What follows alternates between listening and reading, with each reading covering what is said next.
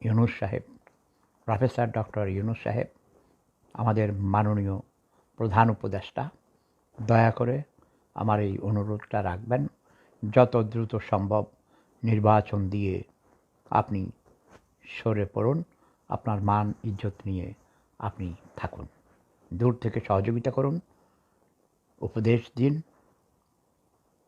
এবং রাজনীতিবিদদেরকে মোটিভেশন দিতে হবে। তবে আমাদের রাজনীতিবিদদের বেশিরভাগই অসৎ, মূর্খ, বর্বর, ক্রিমিনাল, অনভিজ্ঞ এবং তাদের মধ্যে দেশপ্রেম নেই। আছে যাদের মধ্যে, তারা এখনও ক্ষমতায় আসতে পারেনি, তারা হলো কমিউনিস্ট পার্টি, বামপন্থী,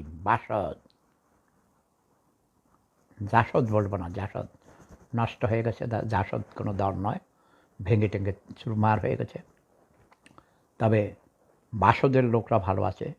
বাংলাদেশের কমিউনিস্ট পার্টির প্রতিটি কর্মী অনেক সৎ আছে। আমি অনুরোধ করব বামদেরকে আপনারা একবার সুযোগ দিয়ে দিন।